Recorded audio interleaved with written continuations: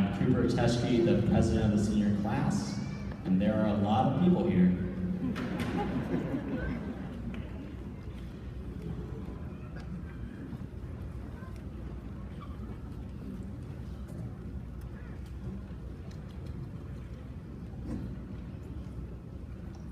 Members of the administration, faculty, staff, parents, friends, honored guests, and graduates, let me first say thank you and welcome to the Salina South High School graduation ceremony of 2015. Let me also take this opportunity to thank Wikipedia, Red Bull, and anyone who has ever lent me a Chromebook charger. Today is May 17th, the day we graduate.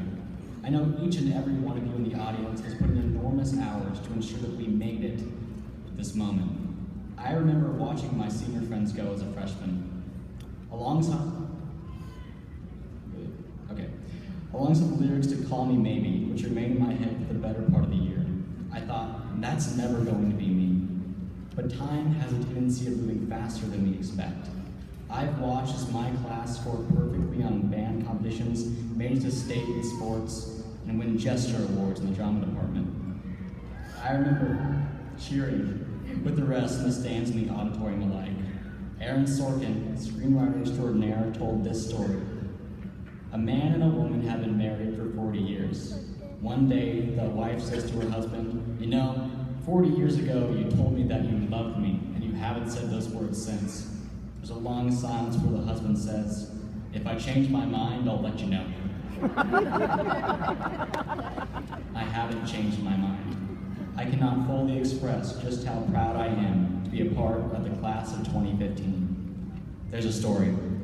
A mother is trying to take a photo of her graduating son and his father. She says, "Son, put your arm around your father. Try to make it look natural." The father replies, "If you want it to look natural, just have him put his arm in my wallet." College is expensive. Life is expensive. But don't worry about it. The economy is booming, the job market is wide open, and the planet is fine. I wish. In fact, the value of the dollar is dropping faster than Dick Cheney after a Big Mac. Projected job growth is stagnant, and a pile of trash as big as Texas is currently spinning in the ocean. When historians look back on this generation, on this class, they will not say that we were crippled by the challenges facing us.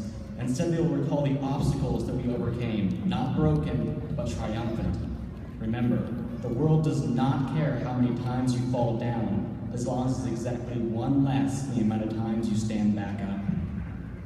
Keeping that in mind, don't be afraid to try new things. If everyone kept their first dream job, we would definitely have an overflow of lawyers, doctors, and marine biologists. The world needs people to change their minds too. In the words of Adam Savage, don't be afraid to be a late bloomer repeatedly. As we exit the hallowed, decrepit, and windowless shell of a building we call South High School, remain optimistic.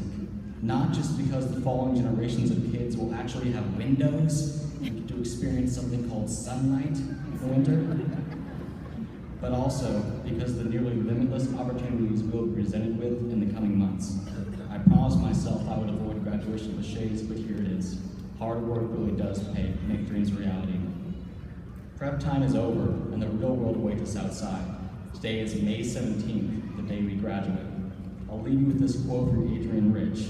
Responsibility to yourself means that you don't fall for shallow and easy solutions.